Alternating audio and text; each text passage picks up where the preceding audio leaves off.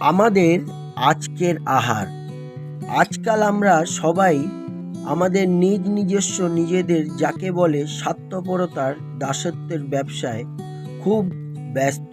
ভালোবাসা স্নেহ শুধুই এক ধরনের মিষ্টি মিথ্যা বাসন বুলি মাত্র। এই সমাজ সংসারে তিনি একজন দাসের স্বভাব গ্রহণ করে নিজেকে কিছুই তৈরি করেননি, মানুষের প্রায় সমান হয়ে তৈরি এবং একজন মানুষ হিসাবে আবির্ভাবের কারণে তিনি মৃত্যুর জন্য বাধ্য হয়ে নিজেকে নত করেছিলেন, এমনকি ক্রুশে মৃত্যুও বহন করেছেন। কিন্তু তোমাদের মধ্যে সেরকম হওয়া উচিত নয়।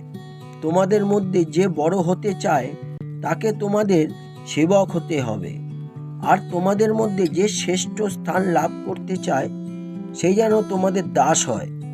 মানব পুত্র এসেছেন সেবা পেতে নয়, সেবা করতে এবং বহুজনের পরিবর্তে মুক্তিপূর্ণ স্বরূপ নিজে প্রাণ দিতে।